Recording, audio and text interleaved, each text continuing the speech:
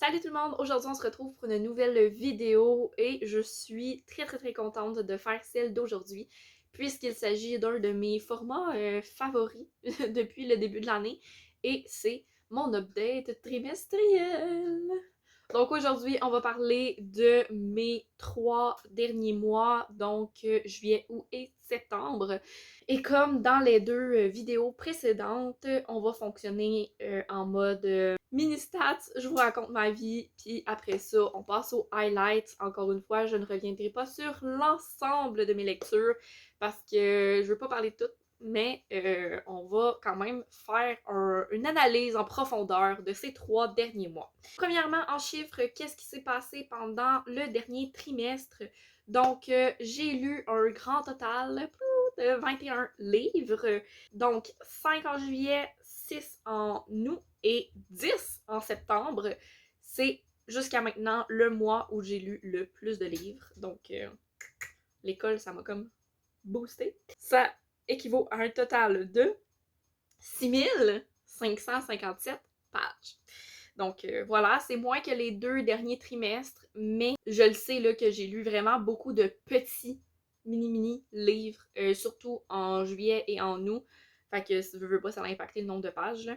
Et j'ai 22 livres qui se sont ajoutés à ma pile à lire parce que c'était un gros trimestre. Entre ma fête et le retour à l'école, donc ça implique évidemment des achats de livres, pour moi, ben, il y en a pas mal qui se sont ajoutés. Donc voilà, c'est ça pour les statistiques. Le reste, on se revoit à la fin de l'année. Ben sinon, rentrons sans plus tarder dans ma vie. Comment ça s'est passé pendant ce trimestre? Donc, je vous en ai parlé un petit peu au travers des statistiques. Si vous me suivez régulièrement, j'en ai parlé beaucoup, surtout sur Instagram. Mais ma foi, j'ai eu un été à la fois épuisant et reposant.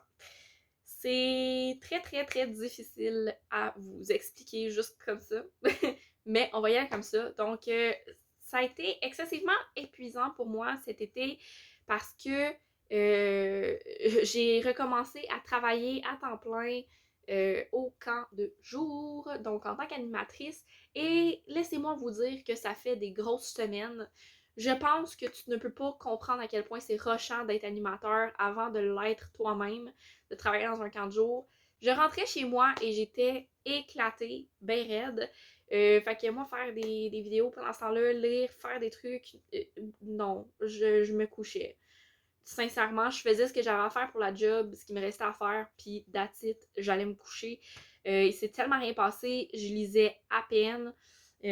Ça l'a pas tant paru dans mes statistiques en soi, parce que, tu sais, 5-6 livres, c'est ce que j'ai lu d'autres mois aussi, mais le ressenti était là.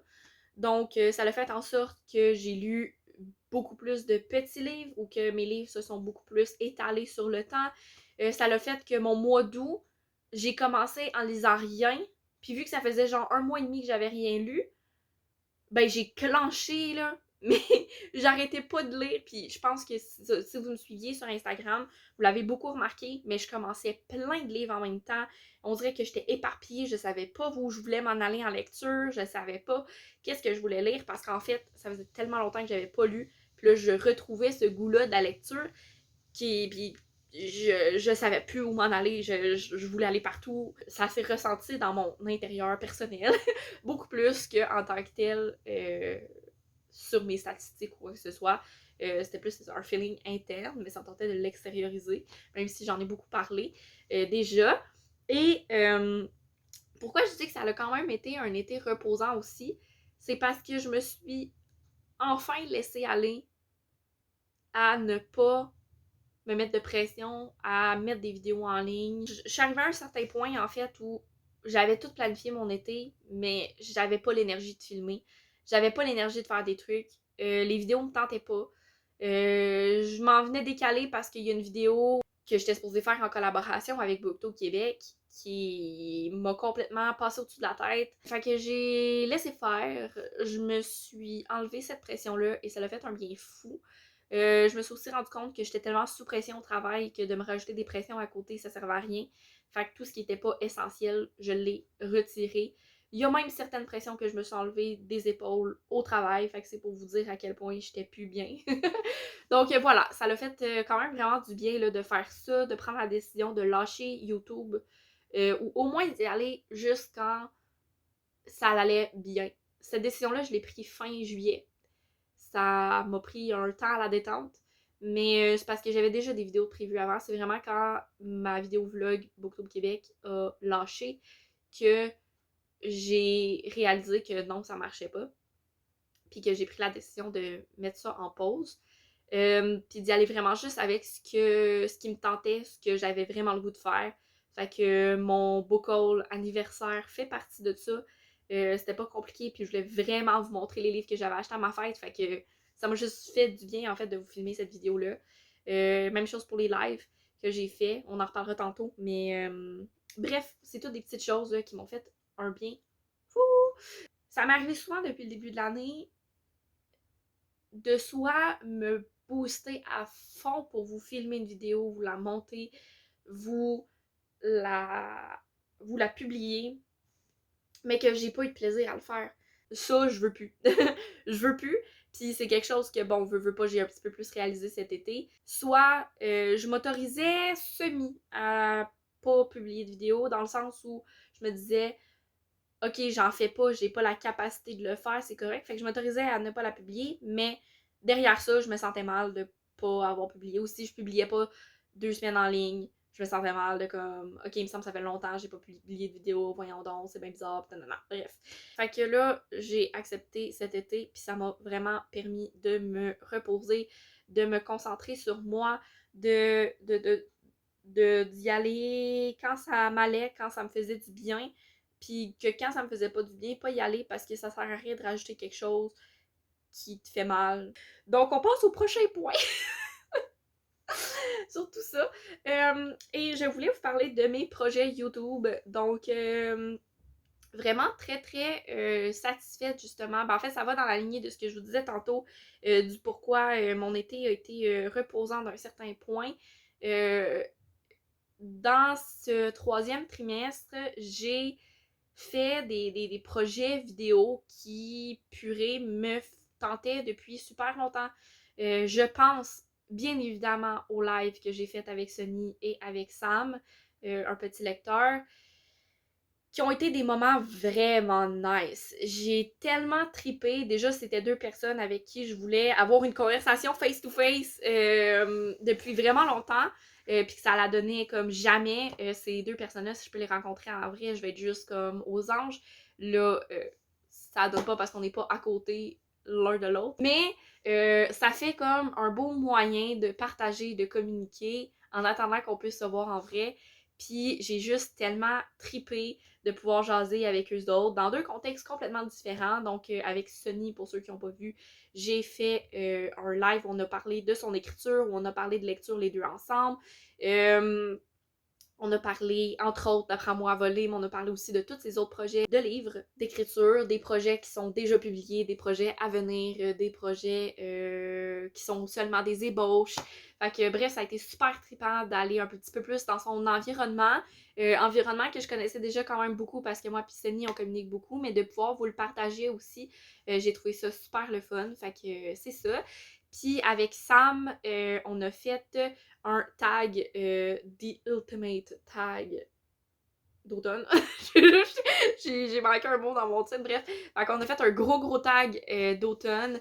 Fait qu'on a partagé pendant 2 heures de temps. C'est vraiment tellement long, mais en fait, on faisait juste embarquer sur plein de projets. Il y a quelqu'un qui nous posait une question, puis on embarquait pendant des lustres sur ce sujet-là. Fait qu'on a parlé des adaptations que ce soit au cinéma, en série, de livres.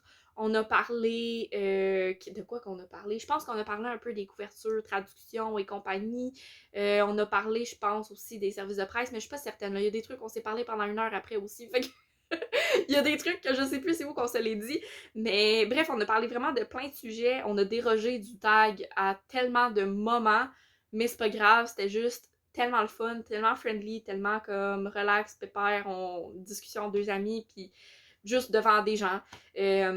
Puis c'était vraiment super le fun. Fait que si ça vous tente d'aller écouter ces deux lives-là, sont en rediffusion sur ma chaîne. Accrochez-vous pour celui avec Sam quand même, parce que comme j'ai dit, il fait 2 heures. Fait que, comme, n'hésitez pas à skipper des parties si vous emmerdez à certains moments, mettons. Mais voilà, fait que bref, ça a été des super beaux moments avec ces deux personnes-là, des moments d'échange que j'ai juste trippé. C'est sûr que des lives, je vais continuer à en faire. Moi pis Sam, on a l'air d'être pas mal partis pour se faire une série là, de lives à chaque saison, en fait. Un tag à chaque saison. Fait que on s'en reparle un autre tantôt. Mais c'est sûr que les lives, ça reste sur ma chaîne et j'ai tellement de fun à faire ça. Bref, voilà. Ensuite, niveau vidéo que j'ai vraiment beaucoup aimé faire, c'est sûr, je ne peux pas passer à côté du vlog Apprends-moi à voler. C'est un vlog qui a démarré au mois de mai. J'aurais pu... Ben en fait, je vous en ai tellement parlé, mon Dieu, c'est probablement le truc que je vous ai le plus teasé avec. J'ai lu Apprends-moi à voler au mois de mai, puis je suis retombée en amour. C'est un livre qui a fait sa place dans beaucoup trop de vidéos depuis ce temps. Puis un livre dont j'osais pas trop vous parler pour pas vous spoiler la vidéo qui arrivait, puis pour pas trop en dire. C'est chose faite, mon vlog est publié, enfin. Puis en fait, ça m'amène à vous dire, j'ai passé un cap dans ma vie que je pensais jamais passer. Pour ceux qui n'ont pas vu le vlog, ça vous spoil le vlog, mais de la merde. C'est pas grave. Mais je me suis fait tatouer pour Apprends-moi à voler. Je me suis fait tatouer pour Heartstopper. Et c'est quelque chose que je pensais pas faire dans ma vie, me tatouer pour un livre. Je voulais me faire tatouer pour mon amour de la lecture de manière générale, mais je m'étais toujours dit que il n'y a aucun livre qui m'avait assez porté pour que je le tatoue dans ma peau. Je pouvais pas choisir le livre que j'allais graver sur moi, alors qu'il y en a tellement que j'ai aimé puis qui ont été importants pour moi. Mais c'était avant de me replonger dans l'aventure Apprends-moi à voler. Et c'était avant de découvrir Heartstopper. Deux univers qui m'ont juste transcendé. Donc voilà, c'est maintenant chose faite. J'ai des livres de tatoués sur moi. Mon tatou pour l'amour de la lecture est en cours de pensée. Je veux le faire éventuellement, mais pas tout de suite parce que ça va prendre de l'argent. Si jamais ça vous tente de voir mon tatou après moi voler, ben c'est disponible dans le vlog. Je pense que j'ai fait le tour autour de YouTube. On passe au prochain point, puis là c'est l'écriture. L'écriture, qu'est-ce qui se passe avec l'écriture? La dernière fois que je vous ai parlé d'écriture, c'était quand? Ah, ben dans le dernier bilan trimestriel, mais c'était vraiment en surface. Fait que la dernière fois, j'ai vraiment pris un moment pour vous parler d'écriture, honnêtement. C'est dans mes journaux de bord en avril. Ça date. Fait que qu'est-ce qui se passe avec l'écriture?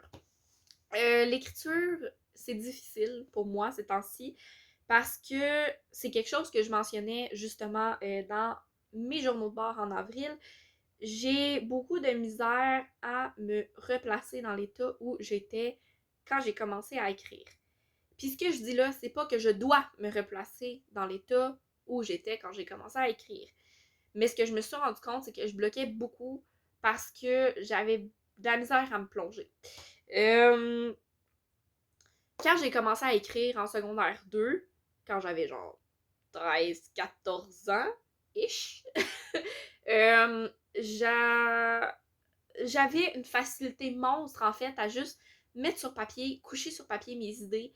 J'avais une scène en tête, je l'écrivais. On s'en fout si il n'y a pas de livre qui va avec. Je m'en foutais si c'était juste comme une scène à la fin d'un livre, puis que j'avais le début, pas le milieu, la fin. Tout ça me dérangeait pas. Si je l'avais en tête, bang, je le couchais sur papier, que ce soit une feuille de cartable, que ce soit sur mon ordinateur, que ce soit dans un cahier, je le mettais sur papier, j'en faisais quelque chose. Ça venait vraiment tout seul, en fait. Et tout ça, en fait, c'était un état dans lequel j'étais extrêmement bien parce que tout sortait toute seule. Quand je suis arrivée en inhalothérapie, j'en ai déjà parlé, ça fait presque 1 an, mais j'ai complètement arrêté d'écrire. J'ai complètement, presque arrêté de lire. Puis ça a été une période un peu où j'ai vraiment mis mon côté créatif et mon côté littéraire de côté au profit de mon côté scientifique. C'est 2 côtés que j'ai en moi qui sont quand même assez forts, pour lesquels j'ai de l'intérêt dans les 2. Mais ma partie créative, ma partie littéraire, ma partie rêveuse, elle était juste comprimée en fait. C'était pas. Puis je ne pouvais pas m'exprimer en fait avec ces parties-là dans le métier d'inhalothérapeute. C'était complètement un autre monde, puis je suis reconnaissante d'être passée par là. Comme, c'est pas ce que je dis, mais j'étais définitivement pas à ma place. Ça va m'avoir pris 3 ans à m'en rendre compte. C'est chill. Je suis en paix avec ça. Mais ça a fait en sorte que quand j'ai recommencé à lire, quand j'ai recommencé à vouloir écrire, je suis arrivée avec un autre vibe, puis c'est correct. J'ai évolué en 3 ans. Et de vouloir recommencer à écrire comme j'écrivais avant, c'était plus possible. J'ai bloqué pendant super longtemps à juste pas savoir quoi écrire. Après ça, j'ai eu un projet qui m'a tenu à cœur à 1000% parce que c'était une grosse partie de moi que j'avais besoin de sortir. Mais vous voyez, j'ai tellement pensé à cette histoire-là, je l'ai tellement réfléchi. J'ai écrit des petits bouts, j'ai créé mes personnages, j'ai créé en fait tout un schéma de l'histoire, puis j'avais évacué ce que j'avais à évacuer. Je ressentais plus le besoin de l'écrire, cette histoire-là. C'est très correct avec moi. Nathan et Eloi, forever in my heart. Mais ça a fait en sorte qu'en fait, je me suis un peu retrouvée à ne plus savoir quoi écrire. J'avais pas trop d'idées. Puis là, ensuite, début avril, je vous disais que j'avais une idée depuis février de livre et que ça s'écrivait pas. Puis là, j'étais comme, mais j'essaie d'écrire, mais ça s'écrit pas. Ça sort pas, ça vient pas. Puis j'avais réalisé qu'en fait, c'était un gros blocage parce qu'en fait, c'est ça. Je suis pas autant capable de sortir avant. J'appréhende. J'ai l'impression que je sais pas comment écrire, j'ai l'impression que, bon, plein de petites choses que j'ai goût de me taper ses doigts quand je les pense, puis je le sais que c'est pas ça, mais ça reste ça. Fait que c'est resté comme ça depuis avril, il s'est pas passé grand chose, très franchement. Je n'ai pas écrit depuis, ben c'est plus vrai à l'heure actuelle où je parle, pour des raisons dont je vais vous parler dans 3 secondes, mais je n'ai pas, c'est ça, je n'ai pas réécrit rien, j'ai pas, c'est ça, j'ai rien fait, le vide intersidéral, bref, et est arrivé le début de session. Plus ça vous paraît étrange que je vous parle genre, ouais, l'école m'a permis de réécrire, oui, l'école m'a permis de réécrire parce que, guys, j'ai un cours de création littéraire au cégep. Et merci, Bruno, de me faire réécrire. La première chose que le prof nous a demandé de lui écrire, c'est un courriel dans lequel on devait lui dire qu'est-ce qu'on voulait faire cette session-ci en création littéraire. Où on voulait aller, comment on voulait explorer la création, qu'est-ce qu'on voulait faire. Puis purée, ça m'a permis de réaliser des choses. Ça m'a permis de réaliser des choses que j'étais bloquée parce que j'essaye depuis des années d'aller au bout d'un projet puis que j'y arrive jamais parce que c'est trop gros. c'est trop gros puis je me suis pas encore trouvée dans l'écriture. Ça fait des années que je ne me suis pas trouvée dans l'écriture, purée de merde. Et ça l'a fait du bien de le réaliser. Je l'ai réalisé, premier travail que j'ai dû écrire à mon prof. J'ai quasiment le goût de vous mettre mon mio, genre là. Mais ça. Je le fais-tu, je le fais-tu pas, je sais pas. Je vais regarder au montage. Vous allez peut-être voir le mio que j'ai écrit à mon prof. Mais en gros, ça m'a permis de réfléchir pourquoi j'écris. Ça m'a permis de réfléchir pourquoi je suis bloquée comme une merde. Ça m'a permis de comprendre que peut-être me tourner vers des textes courts allait m'aider à me trouver moi et à me ramener à l'écriture tranquillement, pas vite. Fait que de privilégier les nouvelles, les fragments, la poésie. J'ai des frissons juste à le dire. Bref, tout ça pour dire que d'aller vers des textes plus courts, ça allait peut-être m'aider à me trouver, puis à me ramener à l'écriture, à me ramener sur l'énergie qui coule toute seule. Je voulais juste ajouter par rapport à ça que aujourd'hui, de créer pour mes cours, ça va bien. Ça vient plus facilement. Toutes les techniques que le prof nous amène à utiliser, ça m'aide beaucoup à revenir vers l'écriture et tout. Mais je n'ai pas encore tenté d'aller vers un projet personnel à moi toute seule qui n'est pas dans le cadre de ce cours-là. Fait que j'espère que ça va venir éventuellement, mais je me dis que c'est déjà un très bon début. Donc c'est ça. Maintenant que j'ai parlé de ma vie, passons à la lecture. Mes highlights, le summum du summum. 3 mois de lecture, il s'est passé peu et beaucoup de choses en même temps. Vous l'avez compris depuis le début de cette vidéo, qui est trop longue. Et ben, let's go, let's start parler de ce qui s'est passé. Donc, premier highlight qui en sont en fait 2. Highlight commandité par Maps Influenceuse. Et commençons. C'est eux de Patrick Isabelle et la saga The Elements de Brittany Seachery. Fait que j'ai lu le premier tome. Maps, j'ai comme craqué à beaucoup de ces livres. Je vous parlerai pas en détail de mes appréciations de ces 2 livres-là, à part vous dire que ça a été des gros coups de cœur. Je passerai pas plus loin, surtout pour eux, parce que eux se retrouvent dans un vlog lecture qui va sortir éventuellement.